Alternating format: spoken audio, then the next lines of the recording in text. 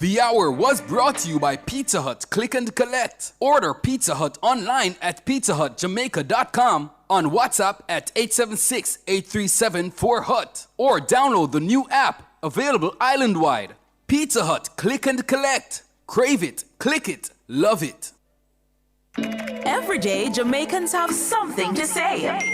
In the group chats, on social media, in the streets, there's a place where it all comes together. The comment section. This is not a lecture. This is not a call-in show. This is the hottest topics of the day, filtered through real opinions, real WhatsApp messages, real voice notes, real reactions. You agree, disagree, sound off, text it, voice note it, debate it. Comments section, Monday to Friday from 7 to 7:30 p.m. only on Nationwide 90 FM, the new revolution in media. Ready to tackle that building project? Start right. Start here at H&L Rapid True Value for building supplies. The time by H&L Rapid True Value is Nationwide time, 5 o'clock. From the Nationwide News Network, comprehensive, incisive, tough. This is Nationwide at 5. Good afternoon, I'm Ricardo Brooks. And I'm Robian Williams. In Nationwide News at this hour, the police charged two of their own in connection to murder investigation spanning multiple divisions. And they say they did not intend to hide the investigation from Indicom after the commission cries foul. The PMP is calling on the Labour and Tourism Ministers to do more to address contract issues affecting tourism workers. Let me be clear, this is not flexible working. This is a legal trap. Transport Minister considering public education campaign to boost sign-ups for rural school bus program. So we have to find ways to educate and also to get and reach to the parents all across rural Jamaica. Defense challenges key eyewitnesses' testimony in Klansman gang trial. In news from the rest of the world, Bahamas to deport 85 inmates, including Jamaicans and Haitians. Donald Trump has announced a new 10% global tariff as he retaliates to a Supreme Court ruling. In sports, Sri Lanka beat West Indies women in opening ODI in Grenada. And later in our broadcast, in the cover story at 5:35, the JCF says two policemen and a 19-year-old man have been charged in connection with a murder investigation spanning multiple divisions. You'll hear more. In the nation's business at 6:25, Nationwide News understands that Prime Minister Dr. Andrew Holness is planning and finalizing changes to his cabinet. Political commentators Dr. Nadine Spence and Jermaine Barrett will join us to look at the performance of the current slate of cabinet ministers. Taking you around the world at 6:45, the U.S. Supreme Court has ruled against Donald Trump's global tariffs, saying he exceeded his authority. Senior fellow at the Harvard Kennedy School of Government, Professor Richard Parker, will weigh in. And at 7, it's the comments section with Shalois Michael and Mahiri Stewart. This evening, they're asking which soup is best. Give us your comments by logging on to our Facebook page, Nationwide News Network, and by tweeting us at Nationwide Radio and message us on WhatsApp at 876-285-5693. You can also leave your comments on Instagram at Nationwide 90 FM. We'll have all these and more as we take you home on air on your mobile Nationwide 90 FM, RevaNews.ai, and on the Reva News app. It's available on the Google Play and the App Store. This Friday afternoon, our favorite day of the week, Friday, February 20, 2026.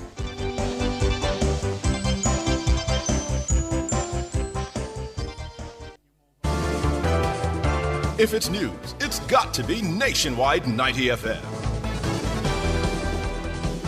And now to the details. Two policemen and a 19-year-old man have been charged in connection with a murder investigation spanning multiple divisions.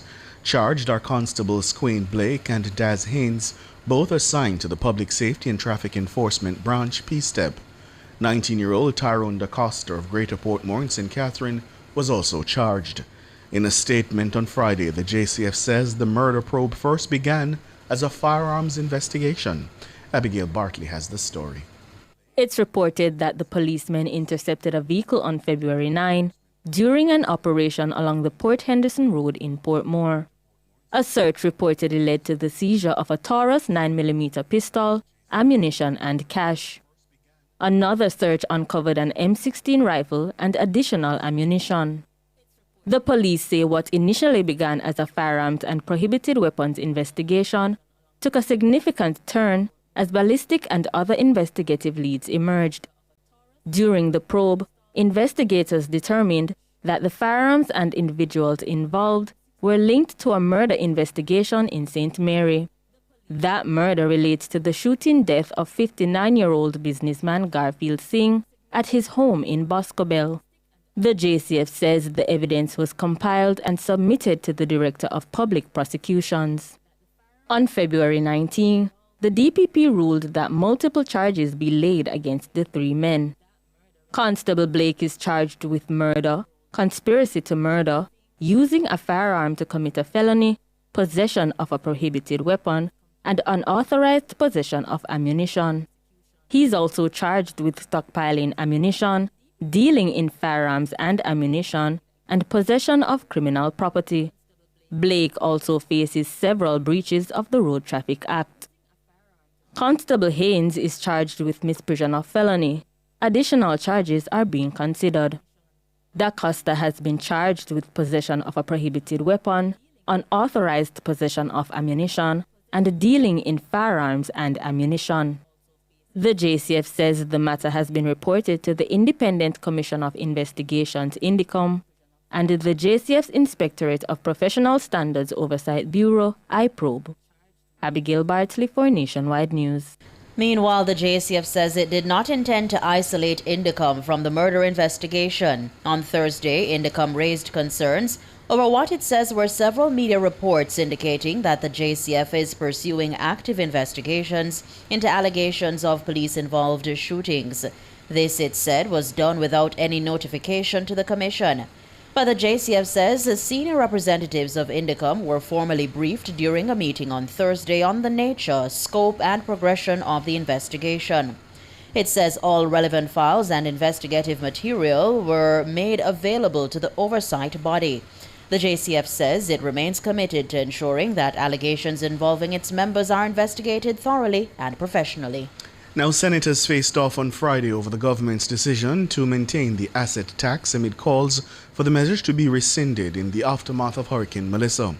The matter came to a head after Leader of Government Business in the Senate, Kamina Johnson-Smith, proposed an adjustment to the time frame for filing the tax, but the opposition argued the measure should be abolished completely. Shalois Michael reports. The asset tax was first introduced under the People's National Party PNP in 2012.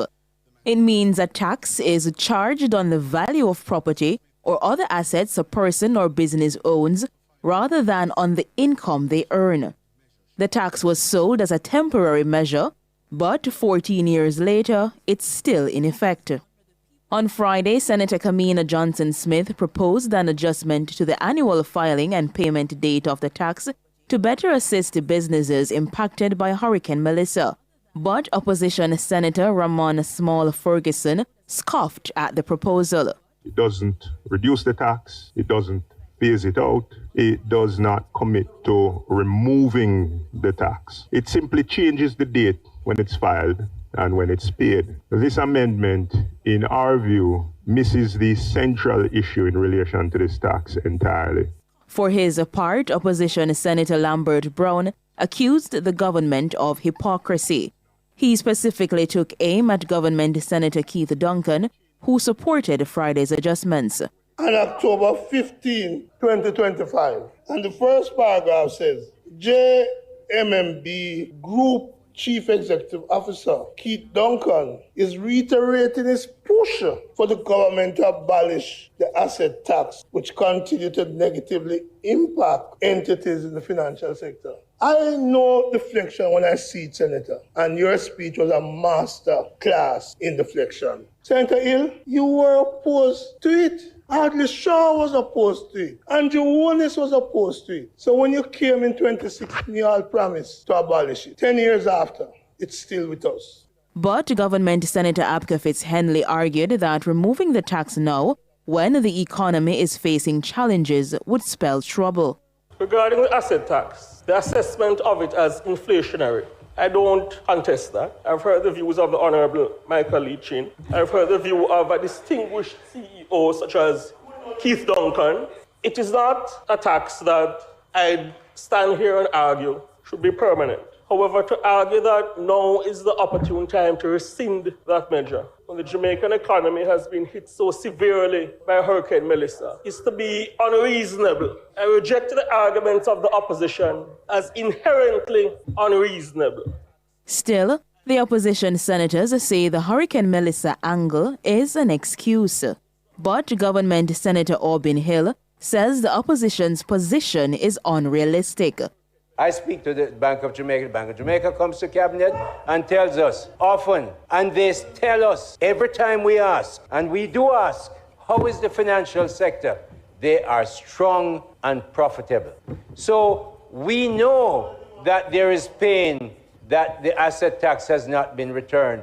But at this time, 3 months or so after Melissa, when we're still looking at how we're going to return and the money we're going to get, to say that we must return the asset tax is unrealistic and doesn't have any basis in reason at this time.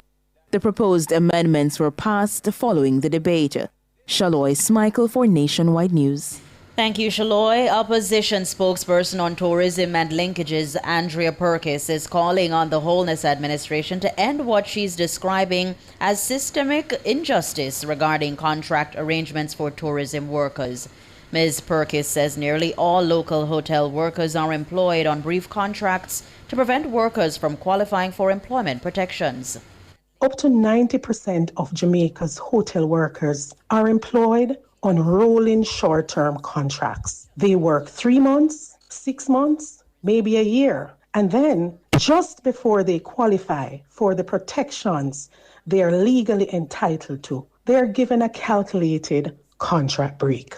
An artificial gap designed specifically to reset the clock so the employer can deny them their rights. Let me be clear, this is not flexible working. This is a legal trap. Perkis says the arrangements have been further complicated by the passage of Hurricane Melissa last year. She says many workers are now facing the possibility of a non-renewal in their contracts. The East Hanover MP adds that the practice leaves workers ineligible to benefit from the National Insurance Scheme, NIS, despite their contributions.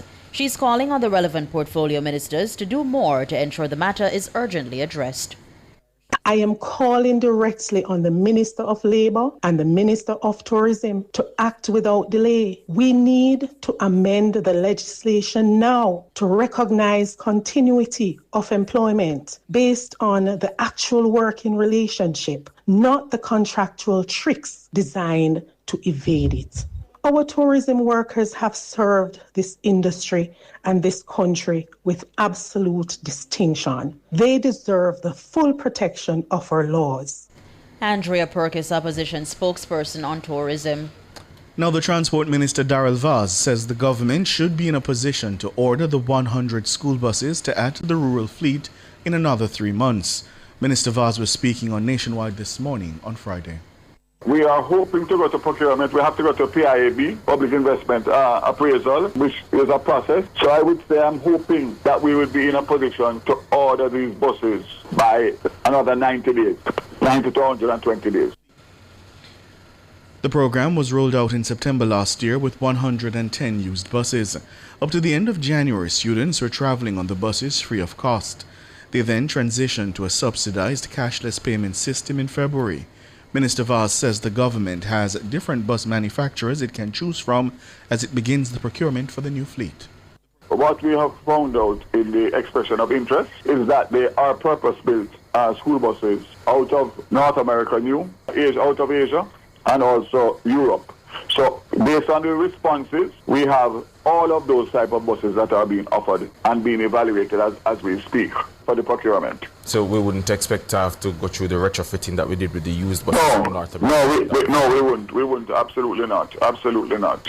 They would have the same technology apparatus.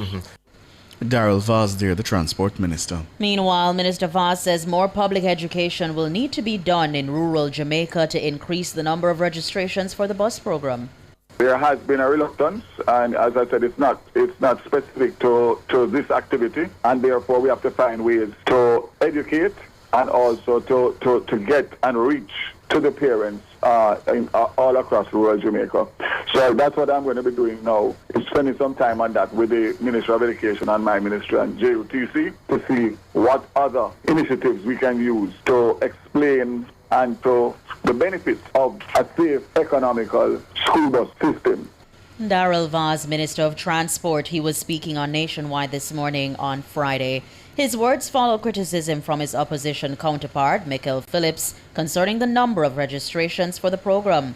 Just over 8,000 students have registered, despite the government projecting the program should benefit over 16,000 students. You're listening to the news on Nationwide at 5. We'll have more after these.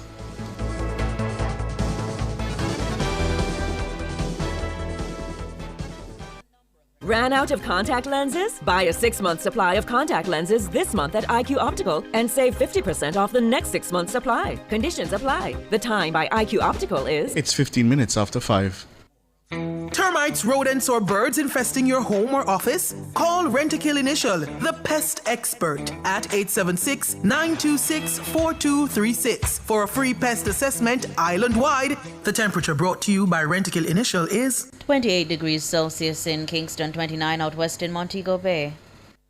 TransJam Highways is having a 50% Valentine's Day discount on T-Tac packages. Get yours from the teller in the toll booth for only $1,250, including a $500 toll credit from February 9 to 2026. Got you quicker with a T-Tac every time on TransJam Highways.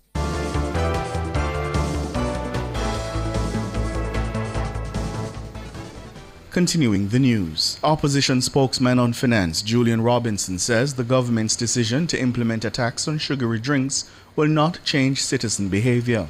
In a social media post, Robinson acknowledged the national health concern, but says the added tax will increase the cost of living, especially for the most vulnerable.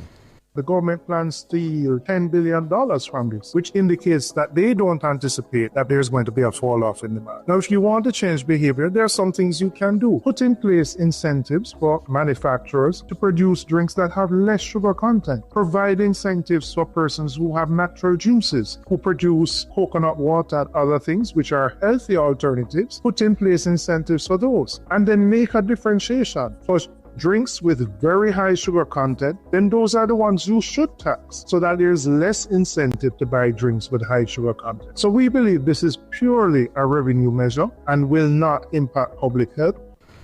Julian Robinson, opposition spokesman on finance. The tax forms part of the government's plan to increase revenue while curbing sugar consumption among citizens. At least one popular beverage company has publicly stated that the tax unfairly targets the beverage industry. Others argue that the concept behind the implementation is unfair. Now, the defense in the Klansman gang trial on Friday sought to challenge the accounts given by an alleged eyewitness of a murder in September 2017 on Roger Avenue in Spanish Town, St. Catherine. The prosecution's 8th witness gave evidence in relation to the murder of George Richards, who was allegedly gunned down by 2 defendants on trial, Lamar Rowe and Dwayne Frater. Robin Williams reports. During his evidence in chief, the witness testified he saw 2 gunmen, one who gave chase and fired gunshots at a crowd, and another who shot and killed George Richards. But under cross-examination by counsel Kemar Robinson, who represents Dwayne Frater, the witness said he only saw the gunman who killed Richards. When pressed further, the witness conceded that he didn't see the other man shooting at the crowd, but only saw when the man ran off after the crowd and heard explosions. He added that everything happened fast and that he could only assume. Robinson suggested that the witness's account was inaccurate. The witness rejected that suggestion, adding that the angle where he was at, he wasn't able to see everything. Meanwhile, counsel Tamika Harris, who represents the defendant Lamar Rowe, challenged the witness about how long he saw the alleged gunmen for. Again, the witness expressed that everything happened fast and he wasn't paying attention to time. After considerable back and forth, the witness conceded that he saw the men for about 30 seconds. Harris suggested that the deceased, George Richards, was running a program on men who robbed his relative's cook shop. The witness said he knew Richards was trying to find the robbers, but he was unaware of any program running. The trial will resume on Monday at 10 a.m. Robianne Williams for Nationwide News. Executive Director of Jamaicans for Justice, JFJ Michael Jackson, is calling for an expedited review of the Domestic Violence Act. This as findings from the 2025 Citizens' Rights Roles, Responsibilities and Practices Survey revealed that domestic violence is one of the top human rights violations experienced by Jamaicans. Speaking at the launch of the survey at the Michael University College this week, Ms. Jackson stressed the need for a comprehensive review of the law. Our Parliament just recently reconvened a Domestic Violence Act that is being reviewed by the Joint Select Committee. And we see the data around domestic violence and how words can be powerful.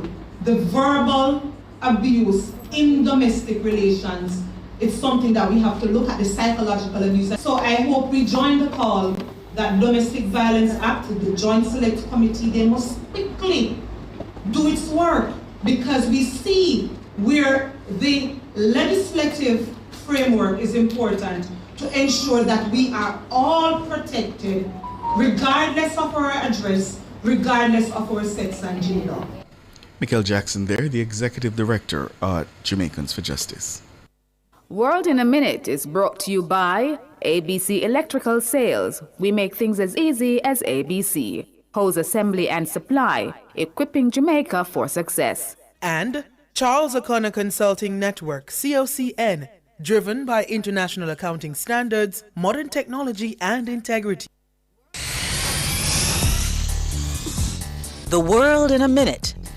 The Bahamian government is set to deport 85 inmates as the country grapples with issues of overcrowding. The group includes Haitian, Jamaican, and American nationals, with the majority expected to be deported to Haiti. According to the Department of Correctional Services, more undocumented immigrants facing criminal charges are entering the prison system. This has pushed the population higher, forcing officials to create space for new arrivals. The government says the deported inmates were granted the prerogative of mercy on the condition that they do not return to the country.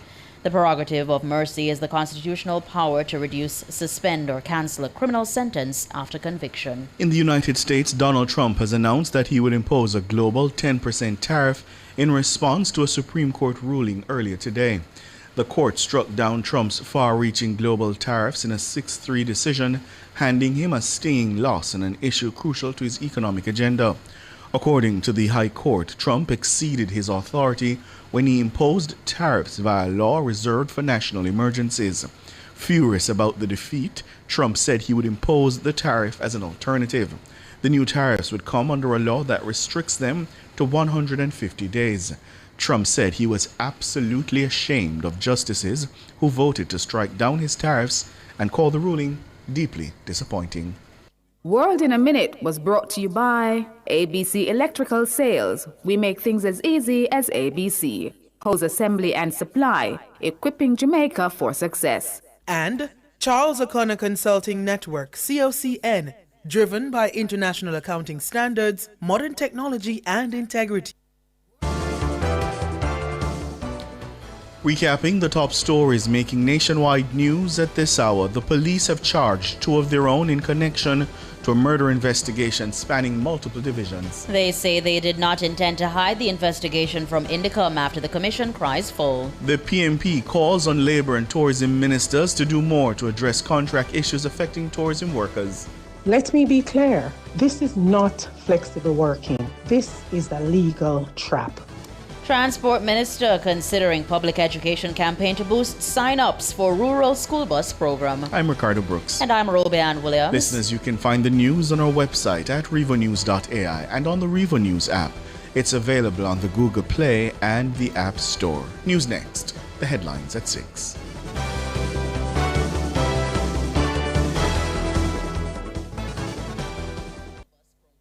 Hey folks, thanks for your patience. We'll be taking off very shortly. You should be wheels up in about 40 minutes. And due to a bumpy ride, snacks and beverage service has been suspended. AC has given us some trouble. Sorry folks. And Wi-Fi is out. And so is the entertainment. Yeah, I'm sorry about the smell folks. We are aware. I know. Just one more quick note. We are going to have to deplane. Come on! We're like the plane ride that isn't a nightmare. CG United Insurance. Good like that.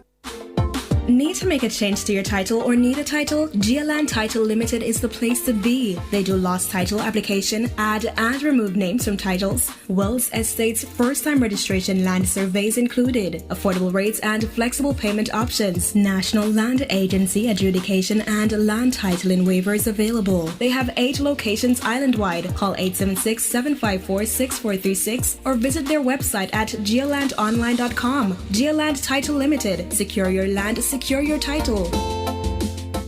Unlock winnings, unlock value, unlock postpaid with Digicel. Sign up for your postpaid plan now, win $1 million. When you sign up and unlock postpaid with Digicel, you can win up to $1 million and more. Just sign up or switch to postpaid, upgrade or activate an add-on in the My Digicel app. Pay your bill in full on time and you can win an iPhone 17 Pro Max every week. A bill write-off up to 10 grand, a grand prize of $1 million. Unlock winnings with Digicel. Better connected. Authorized under Section 58 of the Betting, Gaming and Lotteries Act. Conditions apply. Promotion valid from February 6 to April 4.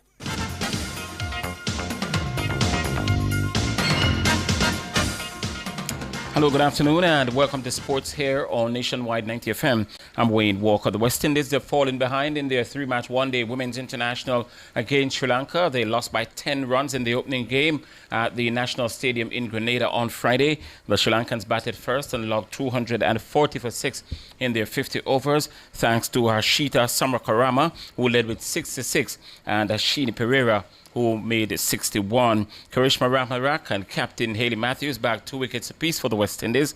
The Windies replied with 230 all out in 49 overs and 4 balls. Stephanie Taylor, the former captain, she led the batting with 66. She was run out, and Janila Glasgow made 50 from 67 balls to lead the run chase, which fizzled down the stretch. Inoka Ramawira bagged the 4 for 44 for the Sri Lankans. The teams are meeting again on Sunday in Game 2 at the same venue in Grenada. And the former West Indies player Craig Brathwaite says the performance of the team at the current T20 World Cup in India and Sri Lanka has come as a surprise to him. Brathwaite, who famously hit 4 sixes in a row to seal an unforgettable win for the West Indies in the 2016 T20 World Cup final, says the convincing way in which the team has gone about its business is sure to surprise a lot more people. Sammy would probably say he did, but I don't think anyone saw the West Indies playing and winning as convincingly as they have. 100% not. I always felt like this was the right time for this group. They're more mature, they're seeing that with the responsibility being taken, but for them to come out there and beat everyone the way that they did, as convincingly as they did, I didn't see that. And you look in our group, I'm supposed to be non-biased, but you look in our group and it's the only group, I think, where every team has won a game, so there were no mugs. So the West Indies, they've swept all before them so far at the tournament. In fact, they've ticked off 4 wins and they've ended the group stage with a perfect record. And Brathwaite just believes that with the start of the Super 8 on Monday, the West Indies team is peaking at just about the right time.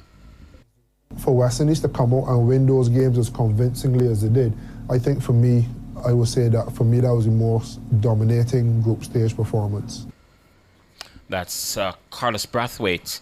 Ricky, if you like, yeah? And he's now working at the tournament as a pundit. Athletics news now. Immaculate Conception High School and Kingston College, they're at the moment leading the point standings at Sports Time on the opening day. That's close to the end of the opening day of the 2026 Corporate Area Athletics Championships being held at Jamaica College. Immaculate, they lead the girls' standings. They've got 109 points, and they're followed by the defending champions Excelsior on 89, and the Convent of Mercy Alpha Academy, they've got 82.33 points. On the boys' side, the famed Purples, Kingston College, they're out front. They've got 92 points. They lead the Jamaica College team, who are on 89. Calabar, they round out the top 3 with 49 points. Jada Francis of Immaculate Conception High School, she delivered a strong performance to win the Class 1 girls shot put. She threw 13 meters 09, finishing ahead of Sajay Cruikshank of the Convent of Mercy Alpha Academy, 12.83 meters. And the podium was completed by Rihanna Rodney, also of the Convent of Mercy. Well, no, she's from Immaculate Conception, 12 meters 19. Omarion Miller of Kingston College won the Class 1 boys long jump. He cut the sand at 7 meters 30 ahead of teammate Amani Phillips, who did 6 meters 95. Siobhan Price of Calabar was third, 6 meters 95 as well. Meanwhile, Ashanti Parks of Convent of Mercy Alpha Academy captured the Class 1 girls 1500 meters in a lifetime best, 5 minutes 21.383 seconds. Ashana Bonnick of the Queen's School was second, also in a lifetime best, 5 minutes 23.27. And Angel Stevenson of Excelsior High School was third in a season's best, 5 minutes 24.28. The boys 1500 meters title went to the Kenyan national who runs for Kingston College, Ashana Bruto. He clocked a lifetime best, 4 minutes 03.44 to take top honor. It's going to be very difficult to beat the champs. Rashid Price of Jamaica College finished second in a lifetime best, 4 minutes 08.10, while Amari Brightly of Campion College secured third, also in a lifetime best, 4 minutes 11.61. The championship will continue on Saturday, and it has several marquee finals to bring the second regional championship so far of the calendar to a close. They've got Western Championship, which starts on Saturday at GC Foster College. So the meets are coming thick and fast as the Boys and Girls Championship approaches. The Jamaica National Senior Men's Football Team, they're going to be back in action on Saturday. They've got another international friendly.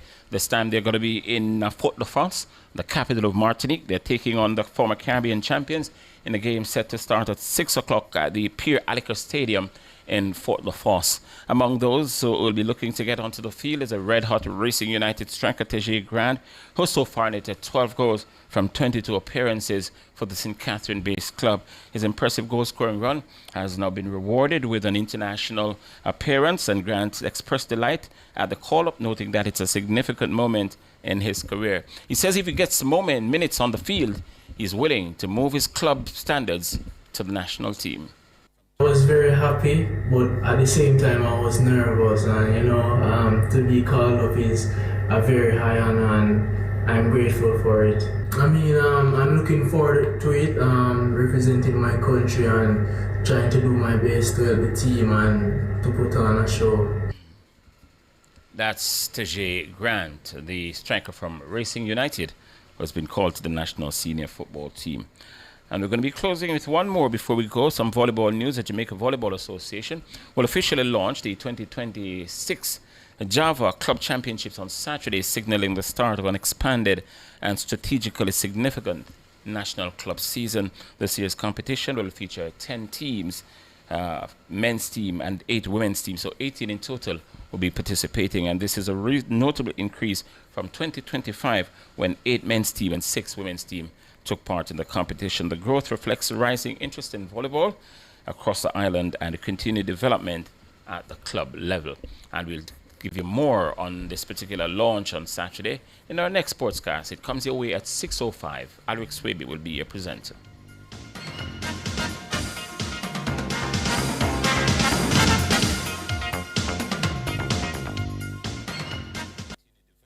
For all your custom framing, printing, graphic design, and purchase of art, Make It Frame Art Jamaica Limited, serving you for over 40 years. The time by Frame Art Jamaica is 5:32.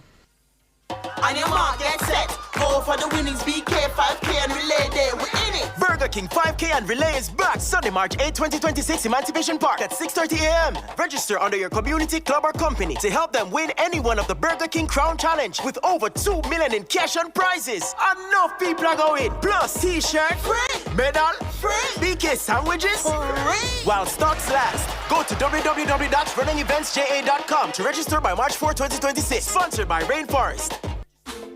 Need to make a change to your title or need a title? GLand Title Limited is the place to be. They do lost title application, add and remove names from titles, wills, estates, first-time registration, land surveys included, affordable rates and flexible payment options, National Land Agency adjudication and land titling waivers available. They have 8 locations island-wide. Call 876-754-6436 or visit their website at geolandonline.com. GLand Title Limited. Secure your land, secure your title.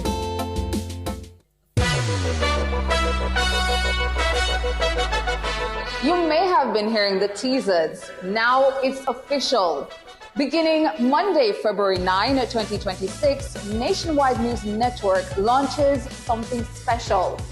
The Nationwide Family Club, exclusively on Patreon. With the Family Club, members get early access to our documentaries before anyone else. Some of your favorite segments, including Cliff Says, What's on My Mind, Cover Story, and others, will now be a click away inside the Family Club. There are 3 tiers of membership. First, Bronze, the Family Insider, behind-the-scenes access, Monday motivational videos, members-only chats, and on-air birthdays and anniversary shoutouts. Second, Silver, Nationwide VIP. Breaking news alerts, exclusive documentaries, quizzes, personal milestones celebrated on air, and weekly family roll call mentions.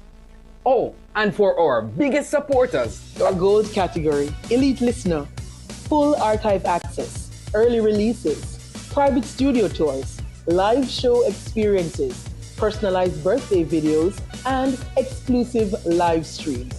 From historic election coverage to lifetime, impact, Jamaican milestones, and rare archive content. This is Nationwide like you've never seen it before. The Nationwide Family Club, coming to you February 9, 2026 on Patreon.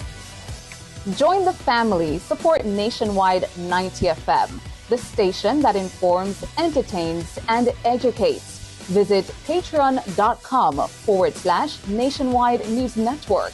That's patreon.com/Nationwide News Network. Nationwide Family Club, where you are family, because we see you as family.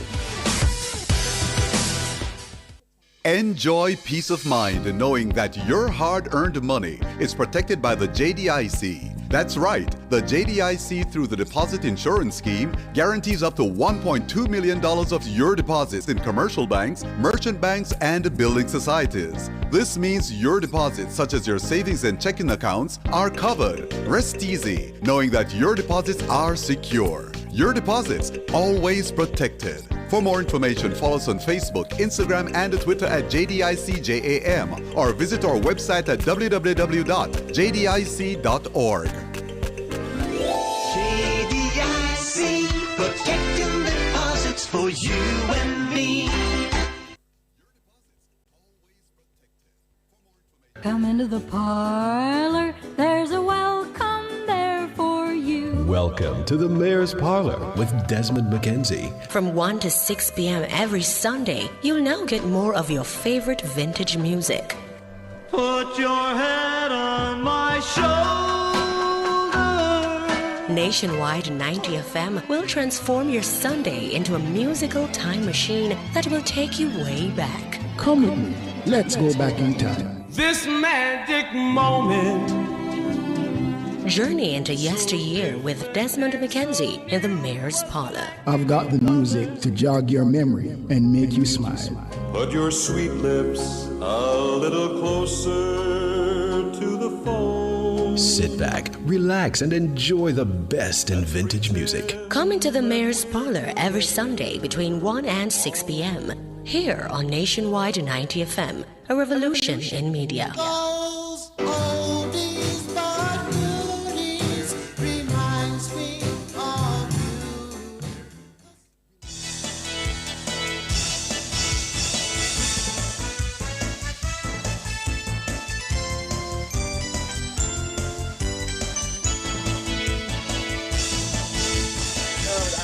Good afternoon, top of the afternoon to you. Welcome to the Cover Story. You're live inside the Must Listen Radio. This is Nationwide at 5, the flagship program, the real big show. I'm Tyrone Reed.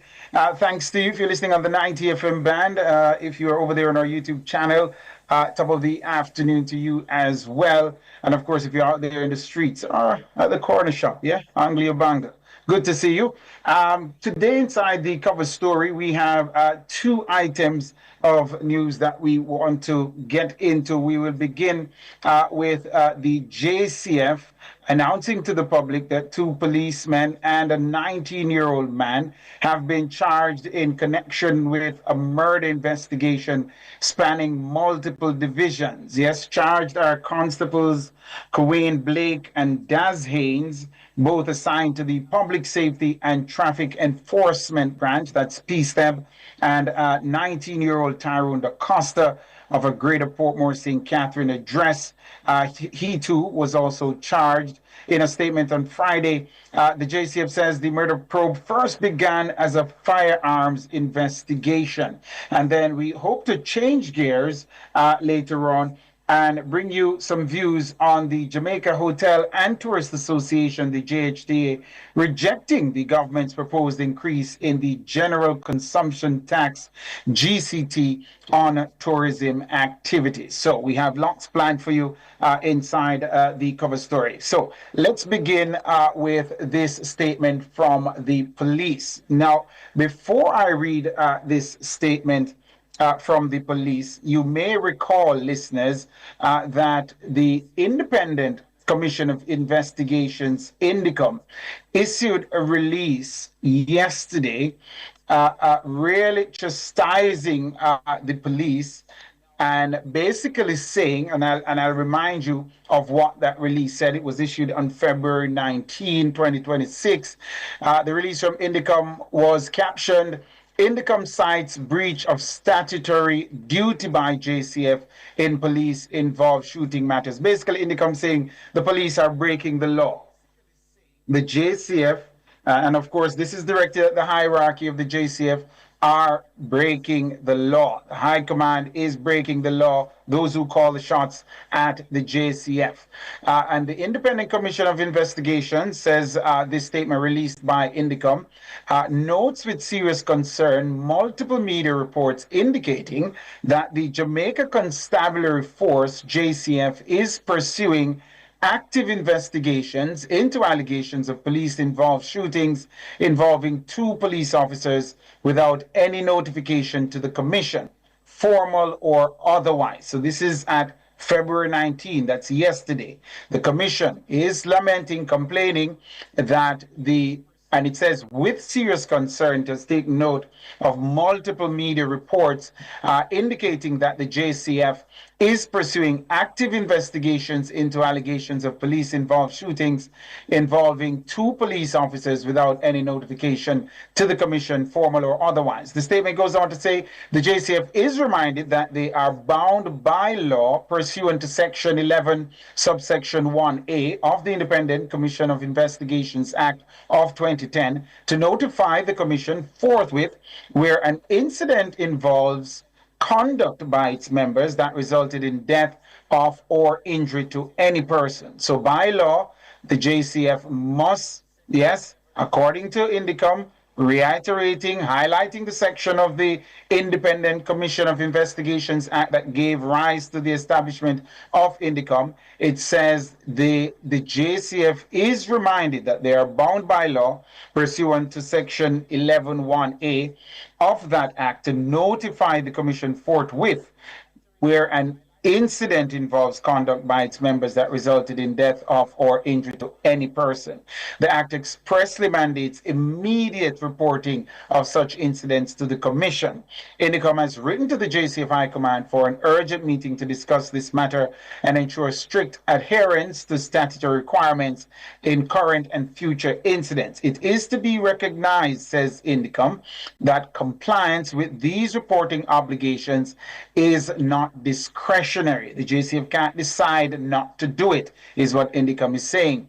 The failure by the JCF to refer these matters to INDECOM undermines the statutory oversight framework established by Jamaica's Parliament and compromises the transparency and independence that are intended in relation to investigations of alleged police-involved incidents. So INDECOM being quite clear on the issue it is having with the JCF not reporting on this particular matter. Now, the JCF has issued a statement on this issue, and it issued that statement today, reading from that statement that is captioned, 2 constables among 3 charged following firearms and murder investigation. It's dated February 20, 2026, and it says 2 serving members of the Jamaica Constabulary Force, JCF, and a 19-year-old man have been charged following what began as a firearms investigation and later evolved into a murder probe spanning multiple divisions. The charges were laid based on the ruling of the Office of the Director of Public Prosecutions, DPP, after detectives submitted a comprehensive case file arising from operations conducted between February 9 and 10, 2026. Now, the JCF says these investigations, operations were conducted between February 9 and 10, 2026, and today is February 20. So let's say 10 days ago. Charged are Constables Quayne Blake, 21, and Daz Haynes, 25, both assigned to the Public Safety and Traffic Enforcement Branch, PSTEB, along with Tyrone Da Costa, 19, of Greater Portmore, St. Catherine. Reports are that on February 9, during an operation along Port Henderson Road in Portmore, officers intercepted a motor vehicle. A search reportedly led to the seizure of a Taurus 9mm pistol, ammunition, and a sum of cash. A subsequent search of the vehicle, the JCF says, uncovered an M16 rifle and additional ammunition. What initially began as a firearms and prohibited weapons investigation, detectives say, took a significant turn as ballistic and other investigative leads emerged. So ballistic and other investigative leads would have emerged between February 9 and 10 thereafter, yes?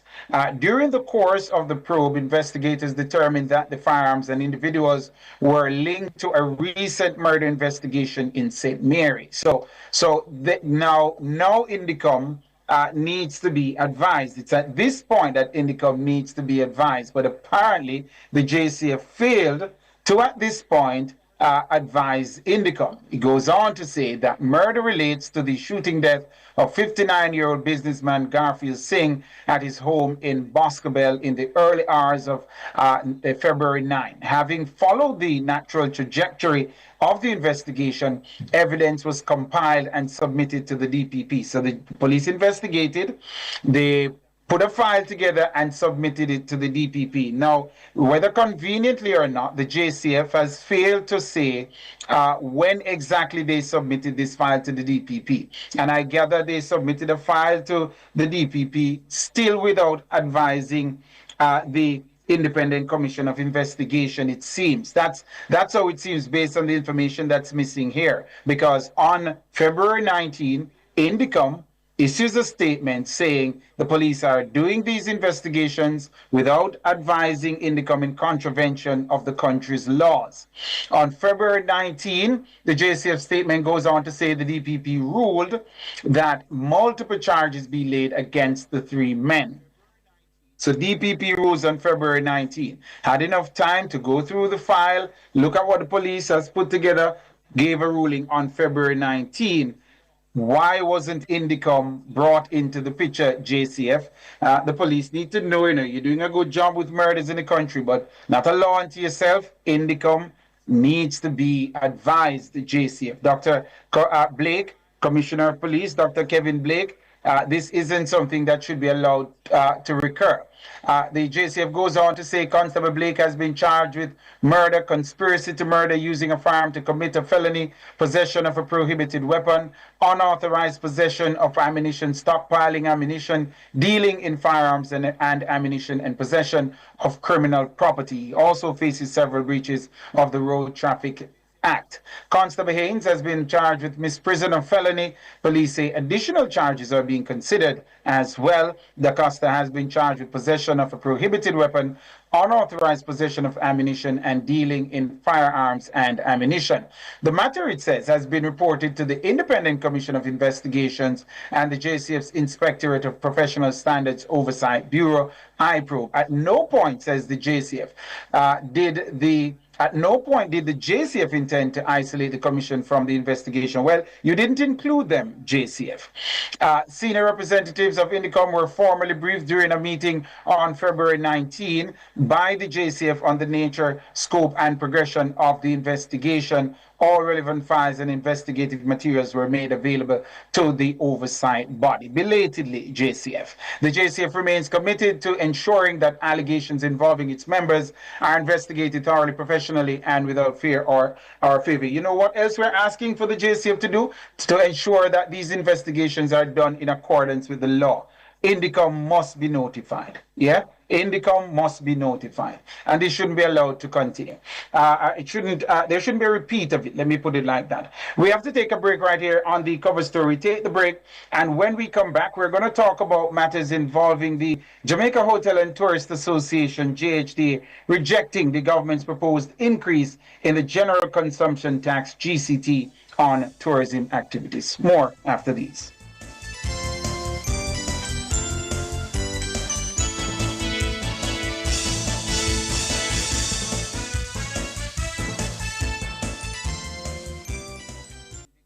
Order Pizza Hut online at pizzahutjamaica.com or through WhatsApp at 876-837-4488. Pizza Hut, now that's delivery. The time by Pizza Hut is 11 minutes to 6.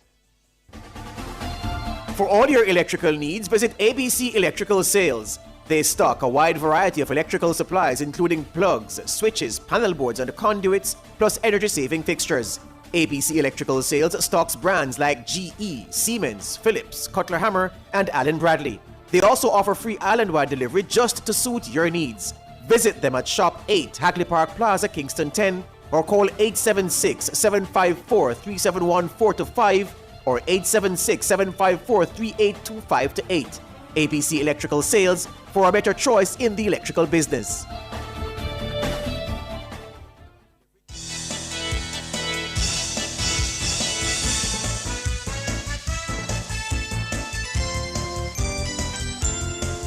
Welcome back. Welcome back. Thank you so very much for sticking and staying with us right here inside Nationwide at 5. We're still inside the cover story, and we take you up to 6 o'clock. Now, we want to turn our attention to the JHTA rejecting the government's proposed increase in the general consumption tax on tourism activities. Now, the association's president issued a strongly worded statement on Friday. The statement says the position to reject the proposal reflects the full consensus among its membership chapters and tourism stakeholders. Minister of Finance and the Public Service, as you may very well know already, Favor Williams, announced the tax measure during the tabling of the estimates of expenditure on February 12. Here's Favor Williams. The next revenue measure will increase the general consumption tax, GCT rate, on tourism activities to the standard rate of 15%, up from 10%. The Honourable House is asked to note that over the years, the Government of Jamaica has provided special tax treatment to the tourism industry to alleviate the tax burden and propel the industry to a level of maturity. This support was delivered through targeted tax credits, including the special tax credit, STC, and the special alcoholic beverages credit, SABC. The voice of the country's finance minister, Favor Williams. The proposed increase is set to take effect on April 1, 2027. Right? So not immediately. JHTA President Christopher Jarrett says providers of tourism activities would move from the current 10% GCT rate to 15%, a 50% increase, significantly raising costs within the tourism sector. Jarrett says, although implementation has been deferred to the next fiscal year in recognition of ongoing recovery challenges, the JHTA maintains that any increase in GCT affecting tourism is untenable. He says increasing GCT and tourism activities by 5% would directly impact pricing, competitiveness, and ultimately demand. Now, we are being joined by the immediate past president of the MSME Alliance for a reaction to this position being taken by the JHTA. That's Donovan Wignall. We hope to be joined by trade unionist and public commentator Helen Davis-White. Donovan Wignall, top of the afternoon to you. Welcome to Nationwide at 5. Top of the afternoon to you and your listeners, Tyrone. Donovan, what should we make of the JHTA's response? Are the tourism players being petulant and entitled, as some may see it, or are they being wise? Do we want to trouble the cash cow? Well, I would have expected that they would have reacted just the same. Most of the people who are affected by increased taxes are going to respond the same way. But I think the tourism sector, more than most, have benefited from government concession from time immemorial. So as far as import duties and some of the inputs in their businesses, you know, they just have benefited from a lot of concession over the years. So at this point in time, when we have the Minister of Finance challenged to find, you know, to put together a budget, then she's going to look at the areas that have the least impact on the general population. And I think the tourism sector that has not come under any kind of tax burden, you know, major tax burden over the years from budget, would have been one of the areas that she would have looked at. And I think GCT is generally an input tax, so therefore you claim back the GCT at the end of the month. So if you pay over the GCT, at the end of the month when you file your taxes, you get it back. So the impact, I think, while, you know, as far as cash flow is concerned, is going to impact somewhat. But if the minister were to choose from several different evils, I think the tourism sector would have been one of the lesser ones. That being said, I think, you know, any increase in tax or any increase in the cost of operating any business at this particular point in time is not so good for any business. But the tax on the tourism sector being deferred until the next financial period, I think that is very considered as far as the ministry is concerned. Which is one of the things you know, I've been looking at, and it should detain any thinking person who is trying to make an assessment of whether or not the JHTA is being reasonable. That the tax is not going to be, well, the increase, the proposed increase is not going to take effect until April 1, 2027, and they are complaining about it already. It's not even immediate, Donovan Wignall. We've lost Donovan. It appears we've lost Donovan Wignall. But we're talking about the JHTA and its resistance to the increase in the general consumption tax (GCT) on tourism activities. And of course, the JHTA came out swinging against the proposed tax measure because it says, look, leave the tourism sector alone, basically. The tourism sector can't afford this. He's back with us. Donovan Wignall, are you there? Yes, I'm here, Tyrone. Yeah, Donovan Wignall, I'm saying not just... You are saying, one, they paid up front and then they can claim back for it, yes? But also the proposed increase is to take effect on April 1, 2027. It's not even immediate. Shouldn't that be seen as a peace offering of sorts from the government to the tourism sector? Absolutely, I agree. You have to be 4-1 is the 4 and I mean 1 year hence you'll be paying the taxes. So starting to stream from now, I don't understand why you would, but you know, the sector has been booming for a while, and considering that, you know, we just had minister, they're going to need some time to recover. I think the 12 months is enough for them to recover and prepare for the additional taxes. I'm absolutely sure that over the period from November 3rd to now, they would have gotten significant amount of concessions as far as the imports to rebuild their infrastructure. And generally hotels benefit from significant concession towards the building and maintenance of their infrastructure. So, you know, it's time for them to pay their fair share then, Donovan Wigner. Yes, and this can't even be described as that, because this can be passed on to the consumer, right? It is going to be passed on to the consumer, and that's exactly what's going to happen. So, I mean, it is not, I mean, I'm not being in the sector. I can probably say anything I want to say, but basically I don't think it's that big of a deal to impact them so much to the point that it's going to impact their business significant enough to create a dent. We're fast running out of time, but you did say that, you know, the tourism sector has perhaps disproportionately benefited from government benevolence. Let me put it like that. Is it a case that we've spoiled the tourism sector, or in the Jamaican parlance, we brought them bad? That is why they're responding like this?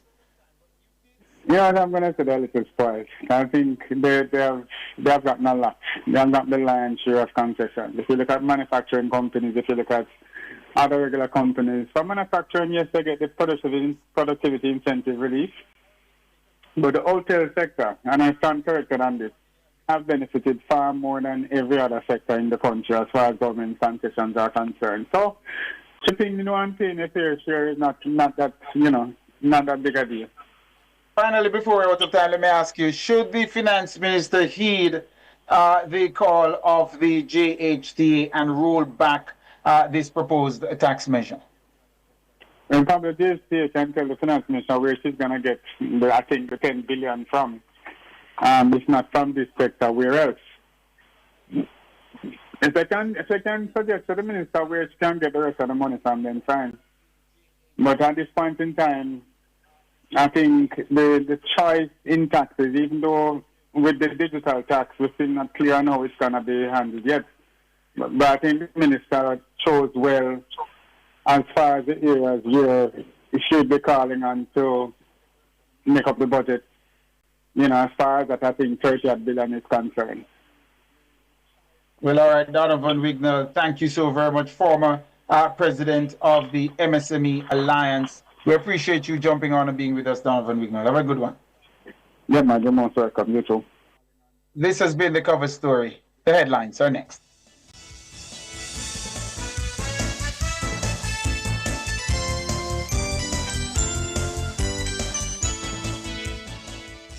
The time brought to you by Guardian Life. Live secure, live easy is... A minute after 6.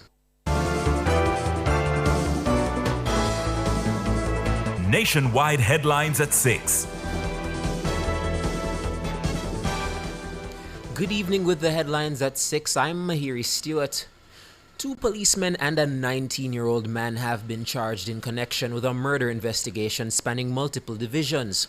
Charged are Constables Quayne Blake and Daz Haynes, both assigned to the Public Safety and Traffic Enforcement Branch PSTEB. It's reported that officers intercepted a vehicle on February 9 during an operation along the Port Henderson Road in Portmore. A search reportedly led to the seizure of a Taurus 9mm pistol, ammunition, and cash. Another search uncovered an M16 rifle and additional ammunition.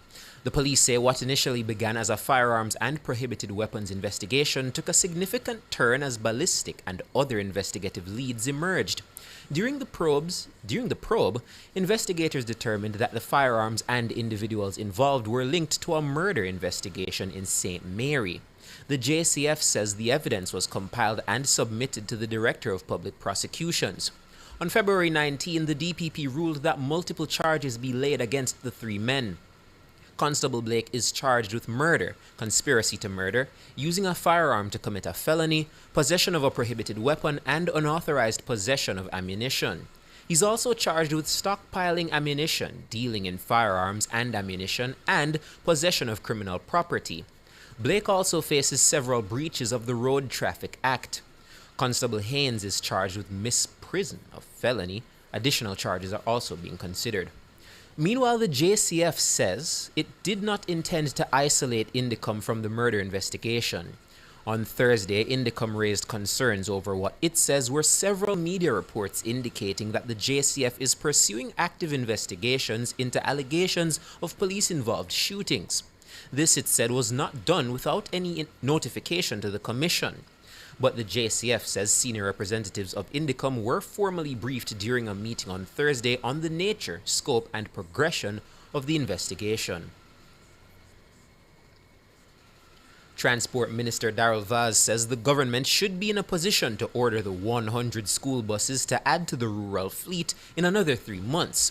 Minister Vaz was speaking on Nationwide this morning on Friday. We are hoping to go to procurement. We have to go to PIAB, Public Investment Appraisal, which is a process. So I would say I'm hoping that we will be in a position to order these buses by another 90 days, 90 to 120 days. The program was rolled out in September last year with 110 used buses. Up to the end of January, students were traveling on the buses free of cost. They then transitioned to a subsidized cashless payment system in February. Minister Vaz says the government has different bus manufacturers it can choose from as it begins the procurement for the new fleet. What we have found out in the expression of interest is that they are purpose-built school buses out of North America, out of Asia, and also Europe. So based on the responses, we have all of those type of buses that are being offered and being evaluated as we speak for the procurement. So we wouldn't expect to have to go through the retrofitting that we did with the used buses from North America? No, we wouldn't. We wouldn't. Absolutely not. Absolutely not. They would have the same technology apparatus. Mm-hmm. Darrell Vaz, Minister of Transport, he was speaking with host Saeed Bernard on Nationwide this morning on Friday. Opposition spokesman on finance Julian Robinson says the government's decision to implement a tax on sugary drinks will not change citizen behavior. In a social media post, Robinson acknowledges the national health concern, but says the added tax will increase the cost of living, especially for the most vulnerable. The government plans to yield $10 billion from this, which indicates that they don't anticipate that there's going to be a fall off in demand. Now, if you want to change behavior, there are some things you can do. Put in place incentives for manufacturers to produce drinks that have less sugar content. Provide incentives for persons who have natural juices, who produce coconut water and other things, which are healthy alternatives. Put in place incentives for those. And then make a differentiation for drinks with very high sugar content, then those are the ones you should tax so that there's less incentive to buy drinks with high sugar content. So we believe this is purely a revenue measure and will not impact public health. Julian Robinson, opposition spokesman on finance, the tax forms the government's plan to increase revenue while curbing sugar consumption among citizens.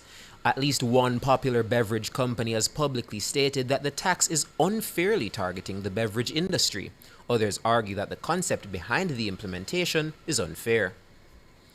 Executive Director of Jamaicans for Justice JFJ Michael Jackson is calling for an expedited review of the Domestic Violence Act.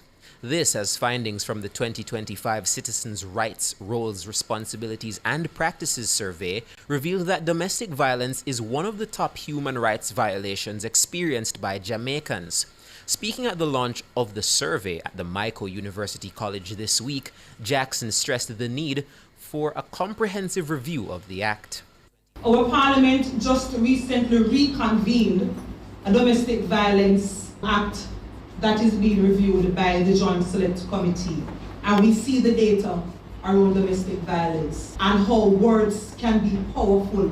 The verbal abuse in domestic relations it's something that we have to look at the psychological abuse. So I hope we join the call that Domestic Violence Act, the Joint Select Committee, they must quickly do its work, because we see where the legislative framework is important to ensure that we are all protected regardless of our address, regardless of our sex and gender. Michael Jackson, Executive Director of Jamaicans for Justice.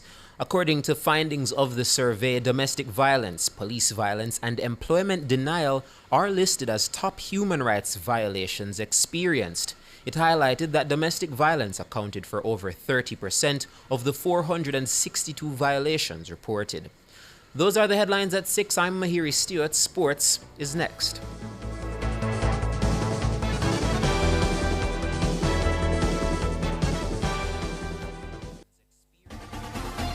For all your electrical needs, visit ABC Electrical Sales. They stock a wide variety of electrical supplies, including plugs, switches, panel boards, and conduits, plus energy-saving fixtures. ABC Electrical Sales stocks brands like GE, Siemens, Philips, Cutler Hammer, and Allen Bradley. They also offer free island-wide delivery just to suit your needs. Visit them at Shop 8, Hagley Park Plaza, Kingston 10, or call 876-754-3714-5 or 876-754-3825-8. ABC Electrical Sales, for a better choice in the electrical business.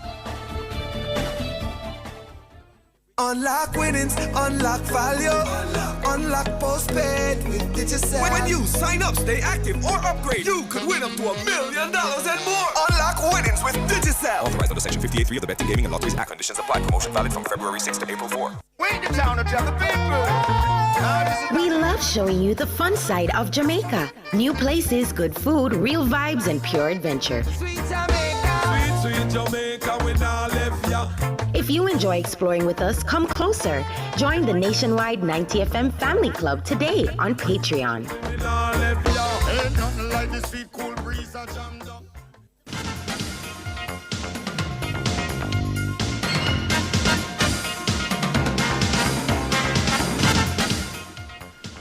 Good evening with your sports report. I am Alex Webby. We bowl things off with some cricket as the West Indies have fallen behind in their women's 3-match one-day international series against their Sri Lankan counterparts after suffering a 10-run defeat in the opening game at the National Stadium in Grenada on Friday. Sri Lanka batted first and logged 240 for 6 in their 50 overs, thanks to Ashish star Samawikrama, who led with 66, and Asini Pereira 6-1. Karisma Ramarak and the skipper Hayley Matthews grabbed 2 wickets each. The West Indies replied with 230 all out in 49.4 overs. Stephanie Taylor was run out for 66 and Janila Glasgow belted an even 50 from 67 balls to lead the run chase, which fizzled down the stretch. Hinoka Ranawira bagged 4 for 44. The teams will meet again on Sunday in Game 2 at the same venue at 8:30 a.m. Jamaica time. Former West Indies player Carlos Brathwaite says the performance of the West Indies team at the current ICC T20 World Cup has come as a surprise to him. Brathwaite, who famously hit 4 sixes in a row to seal an unforgettable win for the West Indies in the 2016 World Cup final, says the convincing way in which the Windies have so far gone about their business would come as a shock to many others. Sammy would probably say he did, but I don't think anyone saw the West Indies playing and winning as convincingly as they have. 100% not. I always felt like this was the right time for this group. They're more mature. They're seeing that with the responsibility being taken. But for them to come out there and beat everyone the way that they did, as convincingly as they did, I didn't see that. And you look I say our group, I'm supposed to be non-biased, but you look in our group and there's the only group I think where every team has won a game. So there were no mugs. Now, two-time champions have swept all before them to end the group phase with a perfect record and now gear up for the start of the Super 8, where they face another unbeaten team, Zimbabwe, on Monday. Brathwaite is convinced the West Indies are peaking at just the right time. For West Indies to come out and win those games as convincingly as they did, I think for me, I would say that for me that was the most dominating group stage performance. Carlos Brathwaite. Now, former Australian fast bowler Rodney Hogg strongly suggests that he believes the Board of Control for Cricket in India, BCCI, has full control of the sport. Hogg explained that due to the large payment international players receive to play in the Indian Premier League, they are playing substandard games for their countries in comparison to when they turn out for the IPL franchises. He adds that he's seen it with his own Australians. Pat Cummins is a real, I love him because he's Dennis Sully, but are we keeping guys ready for the IPL? Is India running cricket, really? He doesn't play all, he plays one game in Adelaide, he's magnificent, we win a test match, he doesn't play any more cricket. Hazelwood doesn't play at all. Green just bowled 1.1 overs. I tell you what, when Green gets to India and he's on $4 million, they'll want a bit more than 1.1 over from him. Hogg added that the financial rewards for playing in the IPL cannot be compared to representing Australia, hence more players are keeping themselves in shape for franchise cricket. You know, players now are an industry to themselves. Steve Smith is an industry. He lives in New York, probably making $10-15 million a year. So when we see people like Hazelwood and Cummins and their industries, and their manager comes to them and says, what are you going to do? Are you going to work your ring off bowling in Shield cricket? Do you want to play for Australia again? Or you see the opportunity for the next 3 or 4 years making $6 to $10 million?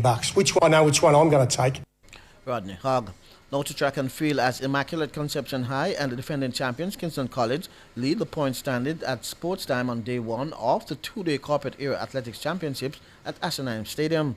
Immaculate lead the girls' standings with 109 points, followed by defending champions Excelsior on 89 and Covenant of Mercy Alpha Academy third with 82.33 points. On the boys' side, KC is in front with 102, while they lead Jamaica College, who are second with 93, and Calabar 53 round out the top 3. Meanwhile, Jada Francis of Immaculate Conception High delivered a strong performance to win the Class 1 girls shot put. Francis threw 13.09 meters, finishing ahead of Sage Cruikshank of Convent of Mercy Alpha Academy 12.38 meters. The podium was completed by Rihanna Rodney of Immaculate 12.19 meters. Marian Miller of Kingston College won the girls' Class 1 boys long jump with 7.30 meters ahead of his teammate Amani Phillips 6.95 meters, with Siobhan Price of Calabar third 6.95 meters. Meanwhile, Ashanti Parks of Convent of Mercy Alpha Academy captured the Class 1 girls 1500 meters in a personal best 5 minutes 21.83 seconds. Ashana Monick of the Queen School was second in a personal best 5 minutes 23.27, with Angel Stevenson of Excelsior High School third in a season's best 5 minutes 24.28. In the boys 1500 meters, Kenyan national Nahashan Ruto of Kingston College clocked a personal best 4 minutes 03.44 seconds to take top honors. Rashid Price of Jamaica College finished second in a personal best 4 minutes 08.10, while Amari Brightly of Campion College secured third in a personal best 4 minutes 11.61. The championship continues on Saturday with several marquee finals set to close out the Corporate Era season.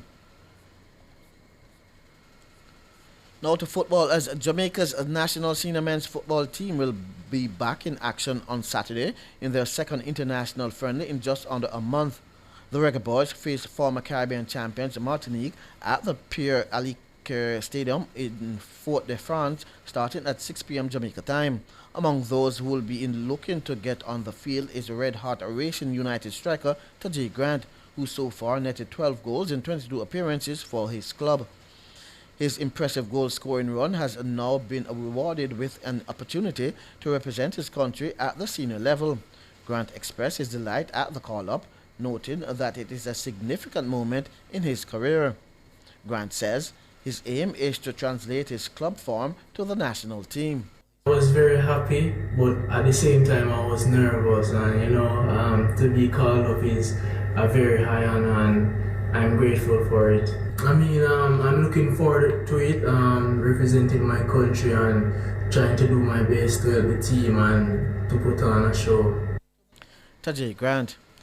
Now, Jamaica's national under-20 football team will begin their quest for a place at the 2026 CONCACAF Under-20 Championships when they face Banier in their opening Group B encounter on Monday. The Young Reggae Boys are among several teams competing in the qualifying tournament, which will run from February 23 to March 4. The competition will determine the final participant for the 2026 CONCACAF Under-20 Championships. Drawn in Group B, Jamaica will also come up against Puerto Rico, St. Kitts and Nevis, Cayman Islands, the Turks and Caicos Islands in a round-robin format. Only the group winners will secure a coveted spot in the championships. The qualifiers will feature member associations ranked between 7th and 41st in the Confederation.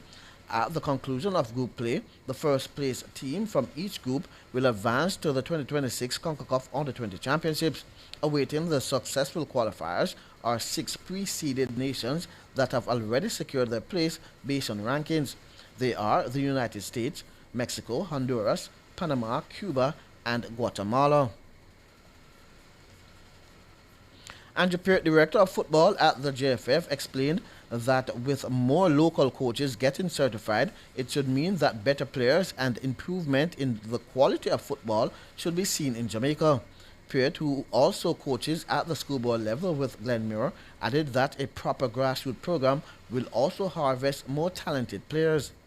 But we have over 30 persons now with an A license compared to none in 2021. So that's 4 years, over 30. Now we have almost 200 persons with, almost 200 with a B diploma or a B license. And over 400 with a C license compared to none in 2021. So in that 4-year period, there has been an increase in the opportunity provided for coaches. And with now the opportunity or the increase in the number of coaches, we expect that now to be translated to better players being developed, better teams being coached.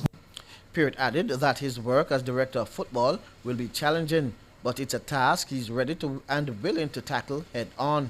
As I said, the adjustment now is how do we evaluate where we are and where we want to go. So it's now this period is about situation analysis, doing deep dives, consulting, documenting as well, and then formulating or finalizing reports as to where we are. Where are we in terms of national youth teams, grassroots, coach education, scouting, all of those things. Women's football. Yes. We have to pay more attention to that part of it. Women's, girls playing football.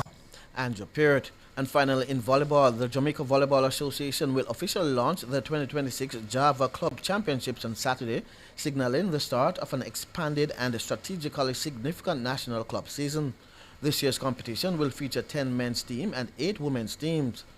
This is a notable increase from 2025, when 8 men's and 6 women's teams competed. The growth reflects rising interest in volleyball across the island and continued development at the club level. Beyond the battle for club supremacy, the championships will play a crucial role in national team selection.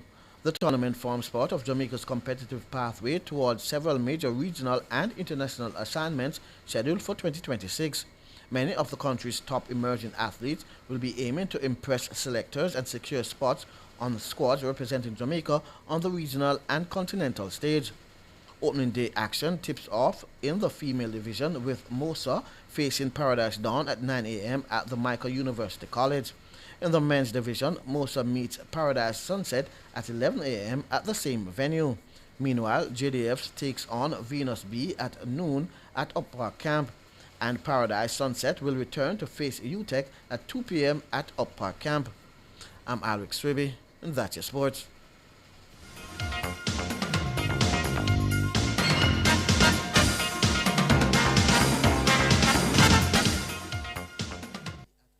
On your mark, get set. Go for the winnings, BK, 5K and relay day. We're in it. Burger King 5K and relay is back Sunday, March 8, 2026, Emancipation Park at 6:30 a.m. Register under your community, club, or company to help them win any one of the Burger King Crown Challenge with over $2 million in cash and prizes. Enough people are going. Plus T-shirt, free. Medal, free. BK sandwiches, free. While stocks last. Go to www.runningeventsja.com to register by March 4, 2026. Sponsored by Rainforest.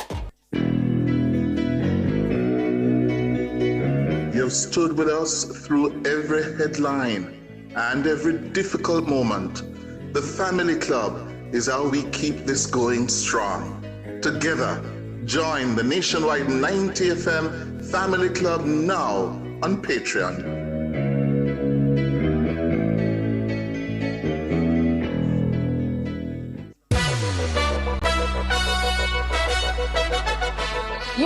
have been hearing the teasers. Now it's official.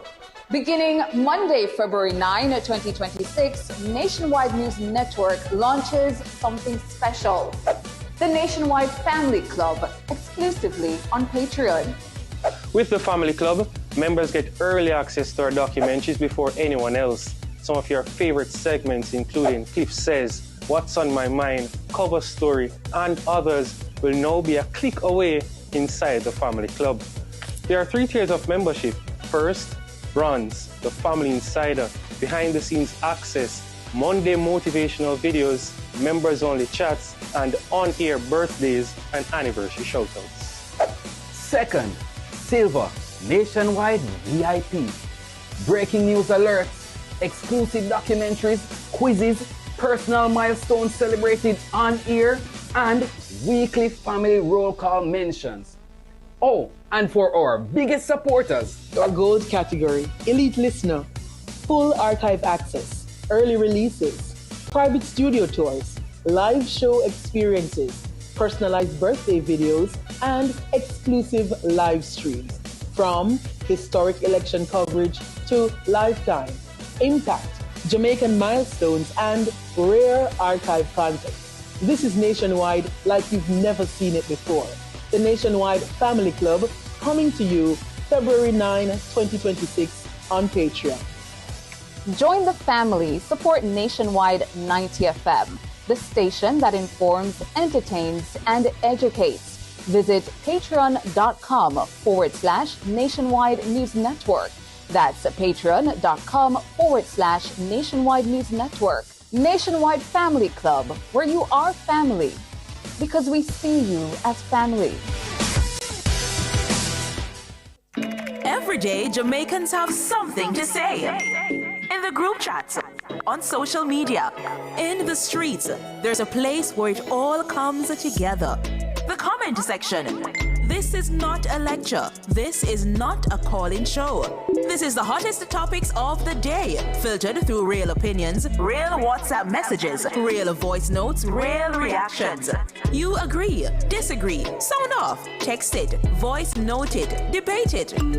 Comments section, Monday to Friday from 7 to 7:30 p.m. only on Nationwide 90 FM, the new revolution in media. Not a mercy. This one is very classic, dedicated to all the schoolers who are taking it. If you've ever struggled to pass an exam, then you'll know that students today are under great pressure to get good grades and secure qualification needed to move on to higher education. The problem is that too many students are struggling alone and could really benefit from connecting with hardworking teachers and other bright students in other parts of the country and the region.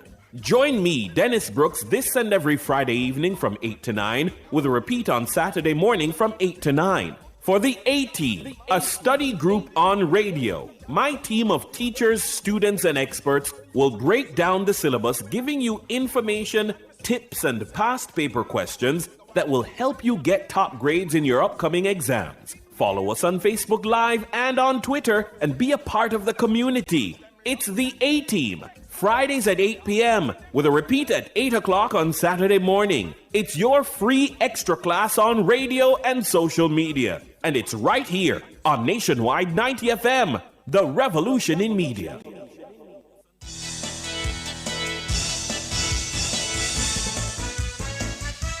Welcome back. Thank you so very much for sticking and staying with us right here inside Nationwide at 5. It's the TJF edition, of course. I'm Tyrone Reed. And inside the nation's business, we want to turn our attention to matters concerning what we reported in earlier today, that looming cabinet changes, our news center understands that the country's Prime Minister, Dr. Andrew Holness, is planning and finalizing changes to his cabinet. Our news center understands that the changes will likely involve at least 2 ministries. To give an assessment on the current slate of ministers, we're being joined by political commentator Dr. Nadine Spence. Dr. Spence, great to hear you. It's been a minute. How are you? I'm good. How are you? Happy New Year. Thank you, and likewise. Not too shabby for a middle-aged guy, and it's always better hearing your voice, Dr. Spence. It's good to hear you too. I listen to you sometimes. You on that middle-aged guy. I don't know what's happening with you. Well, we're also being joined by a political commentator and founder and executive director of the Jamaican Association for Debating and Empowerment, JADE, Jermaine Barrett, no stranger to us here on Nationwide at 5. Dr. Barrett, thank you for joining us as well. I appreciate the elevation, but I'm not yet Dr. Barrett. I am still Mr. Thank you for having me, Tyrone, and greetings to your listeners. Hi, Dr. Needing Sense. How are you? Heavy on the doctor there. Absolutely. Deserving let's hear from you both, beginning with Dr. Spence. You heard Nationwide's reportage. The Prime Minister seems to be on the cusp of just rejigging his cabinet. That's perhaps the way to put it. Talk to us about whether or not that is a good sign. Who should go where, if you have those thoughts? What are your thoughts, reaction in general to the possibilities? Well, I've been thinking about it. I think given where we are now, and I think given what happened with Melissa, and the fact that much has changed since we had the assignment of ministers after the elections, and the development path that we were on clearly has changed. And the Prime Minister has come out with another kind of message, very much different from the post-elections.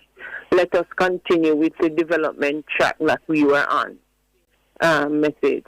So I think that if the reality has changed so significantly, I suspect perhaps some of this change, if it does happen, might be reorganizing his cabinet to match the different focus, and perhaps to bring in people or to rearrange, to put talents in different places. That's what I'm thinking. I have no other explanation for a change so quickly after an earlier cabinet assignment than this one. Because they would have been in place in what? That would have been what? September of last year? Right. Jermaine Barrett, too soon for a shaking up, or do you anticipate that it will be 2 new ministers being installed? No, I don't think it is too soon. In fact, this is a monumental period. When the Prime Minister would have configured his cabinet, he wouldn't have anticipated that he's going to be a Prime Minister that is leading a country in a post-recovery or in a recovery phase following Melissa. He wouldn't have anticipated that, and so he would have calibrated his cabinet in pursuit of a kind of an objective and a kind of mandate that has definitely shifted. We're talking about 41% of the GDP of the country being wiped out. That is massive. And so necessarily, it is not unreasonable that a cabinet reshuffle would be opportune. No, I also think important to what Dr. thought for me about it not being a bad time for a reshuffle, given what has happened with the passage of Hurricane Melissa. We have to take a time signal, Sir Jermaine. Let's take the time signal. We're talking with political commentators, Dr. Nadine Spence and Jermaine Barrett. We'll take the break right here and come back with more.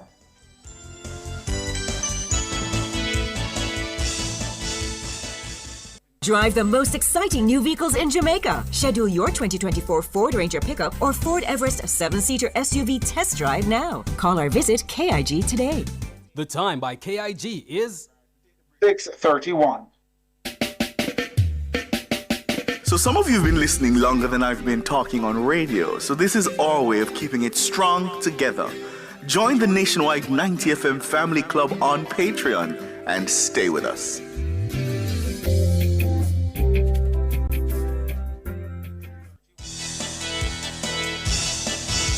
All right, welcome back.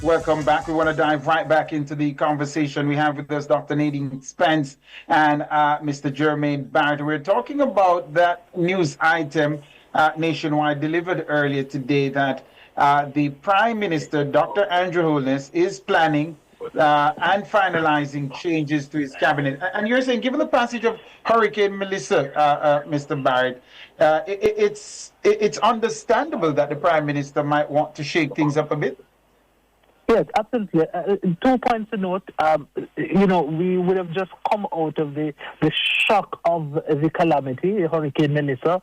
We are still now having to deal with the aftermath. But we're at a point in time now where we're going to go into, announcing and engaging in a budget debate, which is a pivotal part of what really is going to set the tone for the administration for at least fiscal year 2026-2027. So it's an incredibly important point for us to now be considering a cabinet reshuffle. But I think also what is massively important in my mind is this question of efficiency. So here it is that we would have gotten significant amounts of money from the international financial system, and a lot of it is geared towards being spent on infrastructural development to get Jamaica to become far more resilient and capable of withstanding another weather event, yes?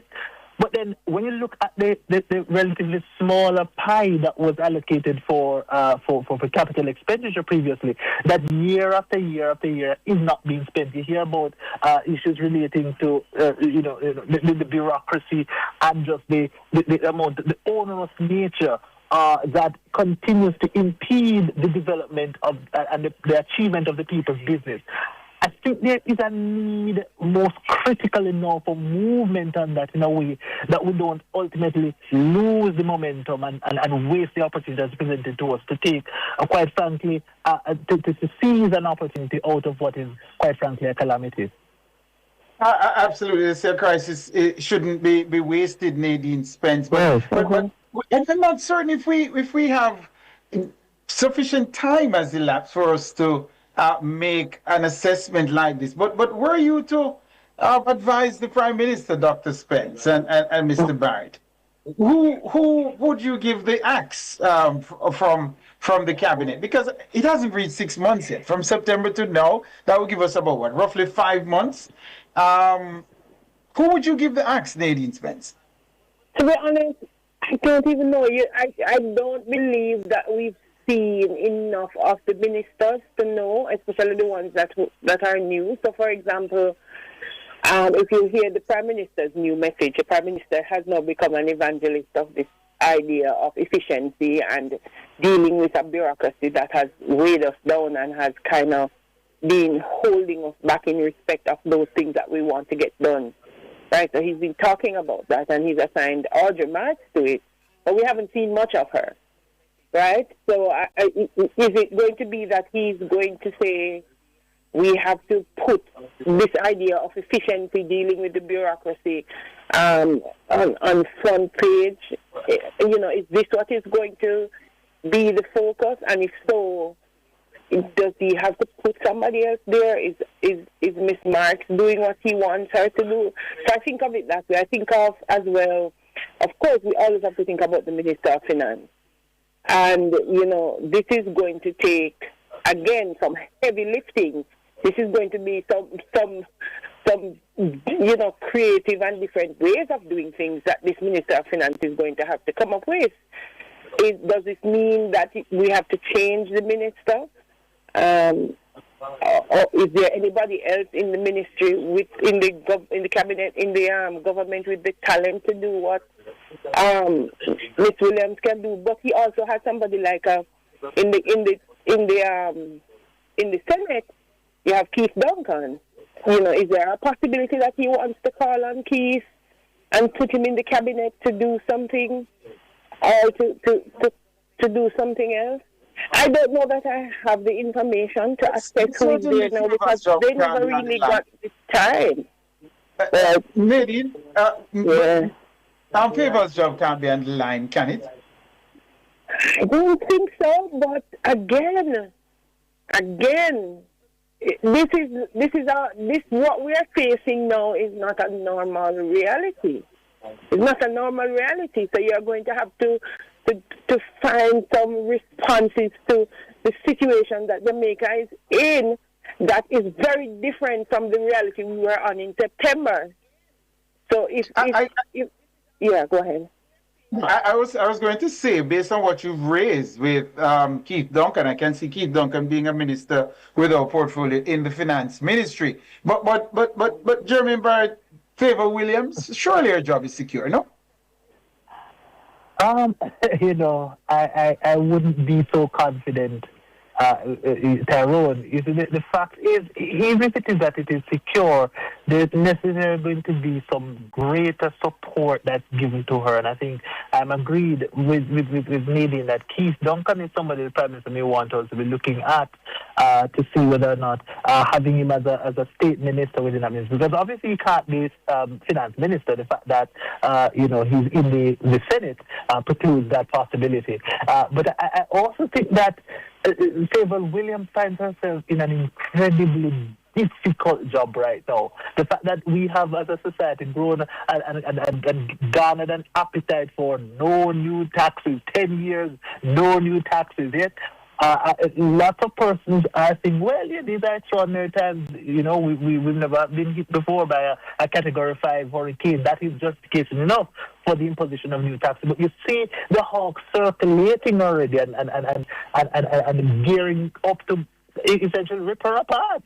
And so she's going to need some robust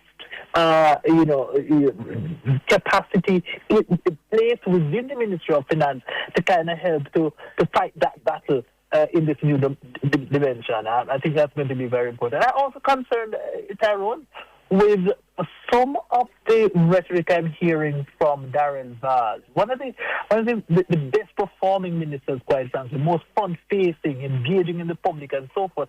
But the Auditor General's report on him recently, what I consider to be a damning report, I'm not satisfied that he was as repentant and deeply reflective about the missteps.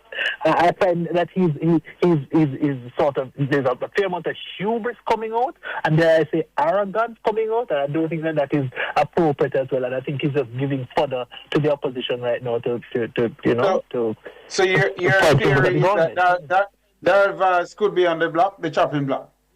I think so. I think when you think about things like the electricity, what do you call it now? The restoration arrangement. But yeah, that aside. But I mean, that has basically been called. It sounds like we've lost Jermaine Barrett. Are you still with us, Dr. Spence? No, I was saying it's a matter of Horace Chang's absence for a couple months is also something that we have to perhaps wonder about. We saw a video out which says he's back, but is that something for us to ponder about as well? Is the Minister of Security going to continue in that very demanding role, And these changes, Nadine, should be viewed against the backdrop of people who may have signaled to the Prime Minister ahead of being reappointed to the Cabinet that they might not stay for the full term. There is also that to consider as well, right? Exactly. Because, we don't know, we don't have enough information. And what I'm thinking is there could be several imperatives driving that. One of them could be the whole idea of recovery after Melissa. The other one could be, given Melissa and the financial situation we're in, what kind of talent do we need in the Ministry of Finance to get us over through this difficult situation? The other one is, given the kind of progress that we're making in our the whole security arena, is Horace Chang signaling, whether through his health or otherwise, that he might need to go somewhere else. So I think there could be a number of imperatives that could drive the change. Let me tell you, now is a good time to be National Security Minister, Jermaine Barrett, who's back with us. I'm not so certain Dr. Chang would want to leave. Prior to now, this is where political careers went to die, Jermaine Barrett. Even given his health, I mean, one would think he would hold on, eh? Yes, I don't see him going anywhere. I don't see him accepting or being shifted to another portfolio. I think there's still a little bit of work to be done to really cement the gains in national security. And, of course, he's on the departure line, so I don't think that would be a particularly wise move at this time. Mm-hmm. Given the Prime Minister's comments about the bureaucracy and whatnot, I guess there might be some more questioning whether or not he's too upset with Daryl Vaz and the actions he took in the aftermath of Hurricane Melissa, because the Prime Minister is basically saying, look, the bureaucracy is hampering us. And others might be pushing back saying, look, you've been Prime Minister for so long and the bureaucracy has been what it has been. What have you done to change it? You have the power to change it. But in terms of, let me ask about Dr. Christopher Tufton. A lot has been circulating around Dr. Christopher Tufton, Nadine Spence.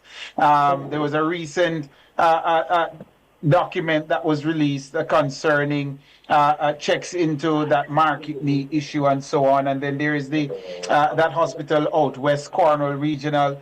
Lots just floating around Dr. Tufton. Is there any suggestion based on what you're hearing? I know you have your ears to the ground, both of you, your ears to the ground. Is Chris Tufton in any trouble? My ears not that close to the ground, but I think one of the things I hear the Prime Minister talking about, somebody who has my ears to the ground as it relates to the workings of the public sector. He's not making a mountain out of a molehill. The bureaucracy is multi-layered, it's complex, it's difficult to navigate, it's costly, it delays plans, and it's a vice grip. It is, and so I don't think we should take those words, ideas, expressions from the Prime Minister for granted. If you work in the public service, it's a huge issue. And even Daryl Vaz's own statement, which, they kind of sound perhaps flippant, as Jermaine had said. But I think one of the things that the bureaucracy cannot deal with is the reality of a Melissa. Our bureaucracy is not meant to deal with emergencies so that those who have to engage the reality of natural disasters do not have any protection in the current system to do the work that they must do. So we as well, those of us who are engaged in the creation of the public awareness, have to look into it. I remember some years ago, head of NTB, Chen, remember Michael Chen? He spoke when he was, what was he? He was in some position at a point.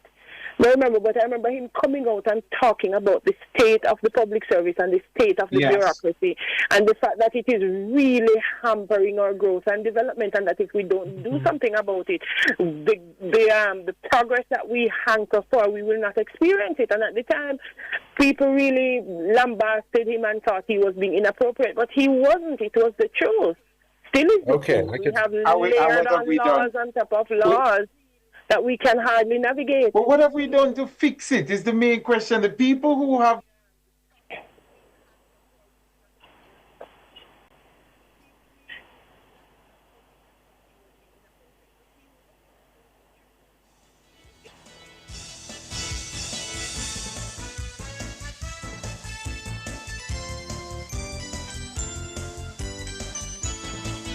Back with us. Sorry about that, listeners. I'm back with you. Are you there with us, Nadine Spence, Jermaine Bard?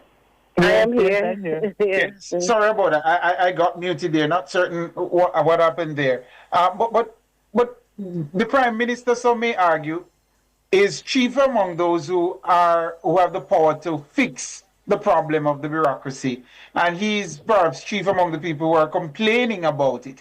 He may argue that he has put in place Ambassador Audrey Marks, but more can be done, one would argue, to fix the inefficient bureaucracy, Jermaine Bard. I know that's not why we called you here, but it seems to be a recurring theme. We're almost out of time, but give us a response to that, Jermaine Bard. Are we doing enough to fix the bureaucracy from the political directorate level?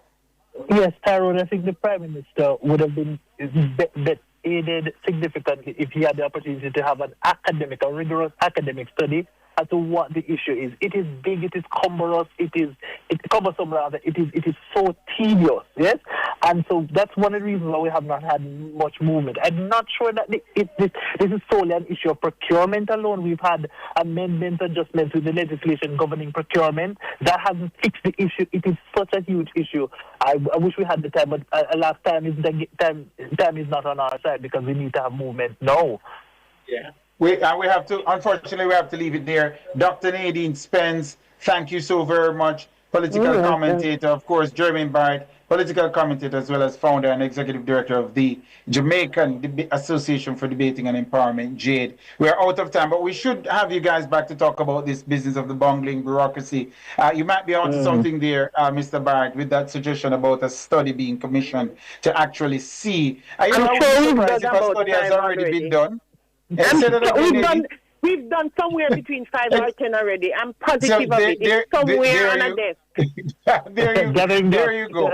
There you go, right? And we've all perhaps forgotten about them. But we perhaps need to have a look back at those studies and see what can be done via implementation. Thank you so very much for having joined us, though. We appreciate it, gentlemen. And all right. This is where we bring the nation's business to a close. We'll take a break, and then when we come back, we take you around the world.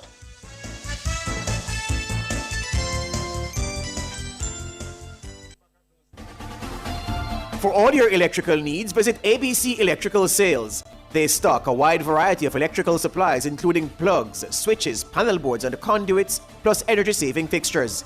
ABC Electrical Sales stocks brands like GE, Siemens, Philips, Cutler Hammer and Allen Bradley. They also offer free island-wide delivery just to suit your needs. Visit them at Shop 8, Hagley Park Plaza, Kingston 10, or call 876-754-3714-5 or 876-754-3825-8. ABC Electrical Sales, for a better choice in the electrical business. Need to make a change to your title or need a title? GeoLand Title Limited is the place to be. They do lost title application, add and remove names from titles, wills, estates, first-time registration, land surveys included, affordable rates and flexible payment options, National Land Agency adjudication and land titling waivers available. They have 8 locations island-wide. Call 876-754-6436 or visit their website at geolandonline.com. GeoLand Title Limited. Secure your land, secure your title.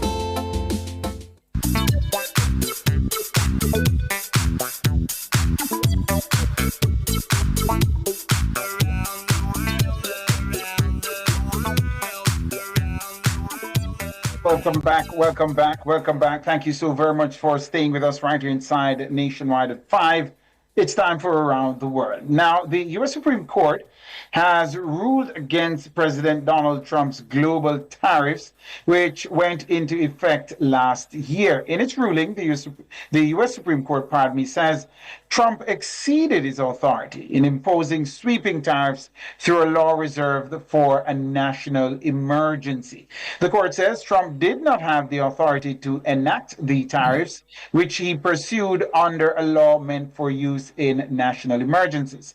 Congress, not the president, has the power to impose tariffs, the justices held. The Supreme Court ruled against Trump's tariffs in a 6-3 majority. The 3 liberal justices, Ketanji Brown Jackson, Elena Kagan, and Sonia Sotomayor, voted to strike down the tariffs. They were joined by 3 conservative justices, Amy Coney Barrett, Neil Gorsuch, and John Roberts. Justices Brett Kavanaugh, Samuel Alito, and Clarence Thomas dissented.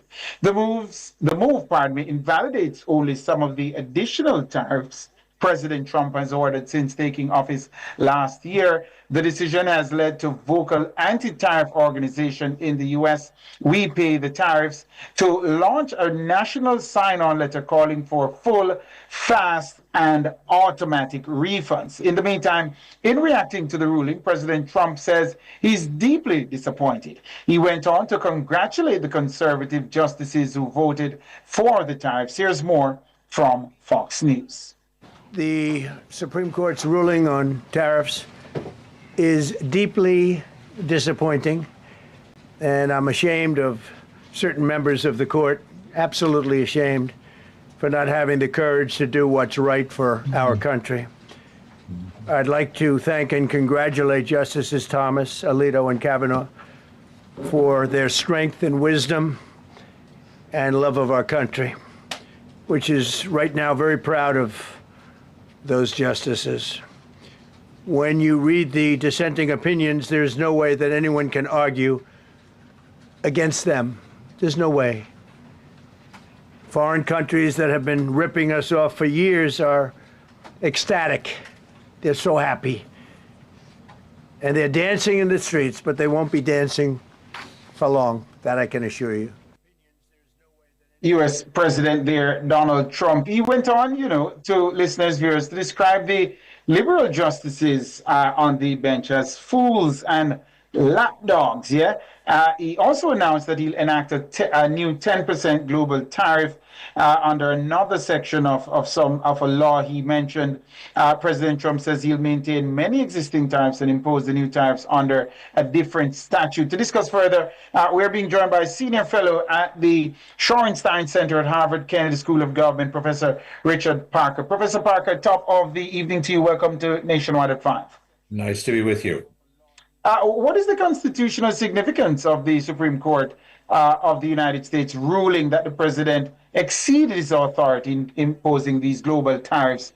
And how does the ruling factor into these new tariffs that he announced today?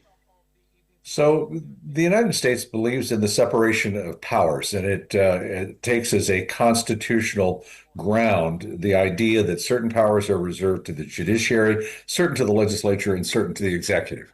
And there has always been a debate at the margins between those branches of complicated questions. But on the matter of tariffs, I think that the 6-3 majority is telling you something very clear, that it is not nearly as ambiguous as one might believe, and certainly not as inclined to favor the president over the Congress in terms of setting trade policy. You have to remember that tariffs were a major part of federal revenue in the 19th century, but the beginning in the early 20th century, the growth of the income tax, the addition of Social Security, and then the addition of Medicare and Medicaid in the 1960s made tariffs essentially irrelevant to the federal government's budget or to government budgets in general. And the policy of the United States government since the Second World War has been to, wherever possible, seek to reduce tariffs in order to, in a very classic economic way, stimulate increased demand, which would stimulate aggregate growth. And the United States has been running trade deficits now for the majority of my lifetime, certainly the majority of your lifetime. And to say that suddenly Donald Trump and his advisors discovered that this required an emergency response is a little far-fetched. It stretches the idea of an emergency. So what we have here is a system that does have a significant role. Look, I don't want to argue that there weren't deals that we had with China, for example, that were not in some clearly recognizable way damaging to U.S. employment and U.S. household income, particularly of those households that were below the median. So there's an argument for a correction in some of the trade levels, but not of this kind. The second is that he has used these tariffs as a kind of magic sword to sort of plunge into the heart of what he thinks of as the dragons who are our trade enemies. And the problem has been that he has swung the sword in many different directions. And so he'll announce a high new tariff and then reverse himself and lower the tariff a few weeks later. This is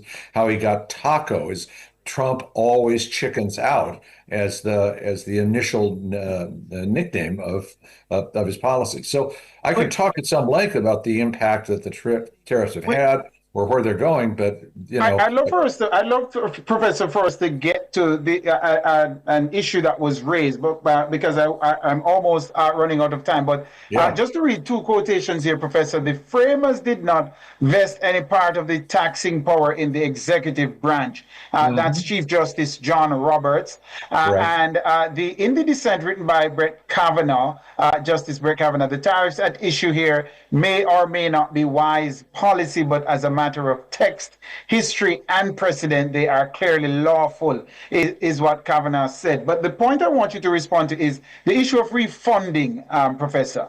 Billions of dollars is also left. That issue of refunding is left hanging in the balance with this ruling. And the argument is that this ruling packs significant consequences for the U.S. Treasury. And Brett Kavanaugh noted this in his dissent. What really is to happen? May I push back against that? Yes. So far, last year, the United States collected about $300 billion worth in tariffs. Last year, the federal deficit, not the budget, the deficit was $2 trillion. The federal government spent $7 trillion and collected $5 trillion. We are paying, as a federal government, $1 trillion in interest every year. So the idea that tariffs at the level of a couple $100 billion are going to have a massive impact is nonsense, because they're not proportionate in scale at all to what I just described, which is the larger size of the budget and the larger size of the deficit. The second part is that in terms of refunding them, I think there's a different question, which is, look, the tariffs are collected at the border that are paid basically by the importers as they bring goods into the country. And the question is, how much of this cost that the initial importer absorbed was he able to successfully pass along to consumers? And aren't consumers the ones who should be getting the refunds, not the corporations that were the initial importers? Indeed. And of course, we continue to follow this one, and hopefully we can, as things take shape, after the aftermath of this ruling. But thank you so much for the time and the thoughts, Professor Richard Parker. He's Senior Fellow at the Shorenstein Center at the Harvard Kennedy School of Government. We appreciate the time and the thoughts, Professor. Thank you so much. Indeed. Well, all right, listeners, viewers, this is where we bring Nationwide at 5, the TGIF edition, to a close. I want to thank our super producer, Dana Davey, our technical operator, Andrew Glenn Anderson, to all the hardworking members of the news and production team. I'm Tyrone Reed saying, have a great weekend, everyone.